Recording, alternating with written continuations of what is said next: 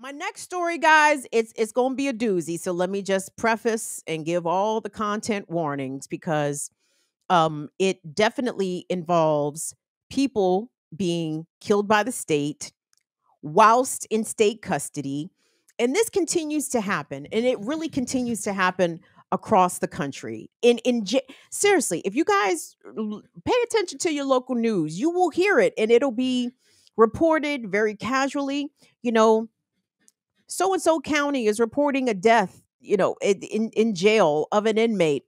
No autopsy has been performed yet, and police are not saying much. But the 30-something-year-old male usually was found unresponsive in their cell. Like, it's a very pat response when mainstream media outlets are covering deaths in custody. And it is a sad reality that far too many folks in this country have been accustomed to hearing. It's, we hear it, and a lot of times it doesn't even register. And to be honest, we don't even know how many people die in jails every single year because the federal government does not collect this information. And depending on the jurisdiction, they may or may not be publicly reporting this information, whether or not in custody deaths are reported at all, right? Fulton County in Georgia, the Fulton County jail has been notorious, dare I say, always, right? But there has been a number of stories to come out of there over the past year that indicate that the conditions there are inhumane, that they are deplorable, that people literally are not surviving these conditions, including the story of a young man who was literally eaten alive by bed bugs while being incarcerated in Fulton County. And, there was a story to come out over the weekend, tragically detailing another person who has passed away. Okay. And I want us to take a look at this package. This package is coming from 13 WMAZ News. Okay. And we're talking about a young person who was experiencing a mental health crisis, who was being initially held without bond, but it turns out they eventually did receive a bond, but their family was never notified and never given the opportunity to come get their loved one from out of the Fulton County jail. And there's an interesting twist. Maybe interesting is not the right word, a notable twist, that this person who died actually registered a complaint about the conditions that they were being subjected to just days before they were found dead at the Fulton County jail. So I want us to check out this package. And like I said, content warning, because some of this is not going to be easy to hear, everybody. So let's take a listen. Court records show a 34-year-old Samuel Lawrence had been in jail here for 8 months when he died, and now his family wants answers. I thought maybe it would be something like I left the door open at the house or something like that. That's what I was looking to hear, but it was death. Frank Richardson says he was driving to church in Athens on Sunday when he got the call that his son, Samuel Lawrence, had died in custody at the Fulton County jail on Saturday. So what I did, pull aside the road and start crying.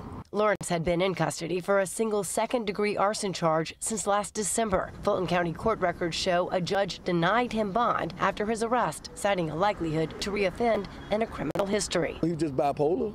But that's beside, though. He's still a human being. Court records show after 109 days without being indicted, Lawrence's public defender was able to get a $30,000 bond granted in April. Lawrence's dad says they had no idea. So did you know that there was a bond for him? No, I didn't know.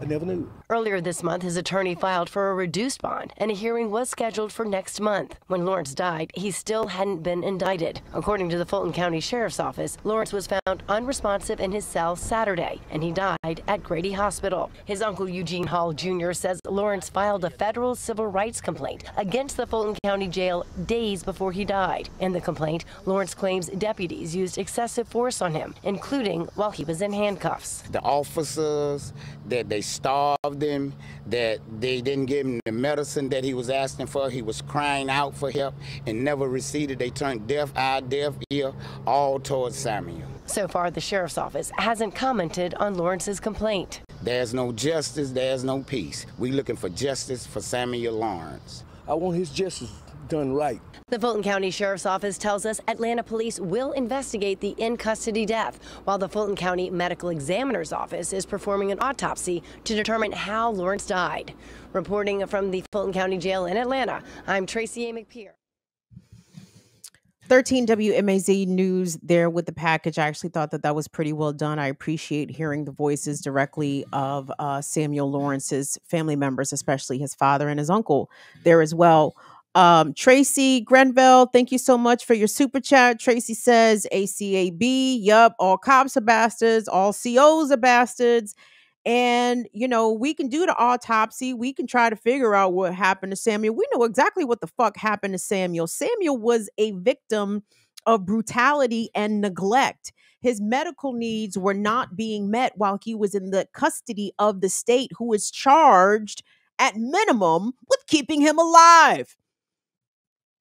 They need to be keeping him alive, keeping him in good health. If he's being denied food and medicine, that sounds like torture. That sounds like the conditions for depraved indifference to some sort of murder or manslaughter. That is absolutely horrific. And we're talking about the 16th such death in a year. I believe that Samuel Lawrence is the 8th or 9th person to die in the Fulton County Jail this year in 2023. But over the past 12 months, we're talking about 16 persons total. Well, actually, let me even rephrase about that, because no information released through the state can be trusted, right? So it's 16 that they're willing to admit to. My guess is that there's probably more. And it's not just Fulton County Jail. It's Rikers Island. It's the Fairfax County Detention Center. It's the DC City Jail. It's the Los Angeles County Jail. Like, this is a nationwide systemic problem where I believe that inmates are being murdered, either with intentional actions or through neglectful indifference about the conditions that they're being subjected to. But it's murder, right? It is a crime. It is a criminal. It is a violation of human rights. It's a violation of civil rights.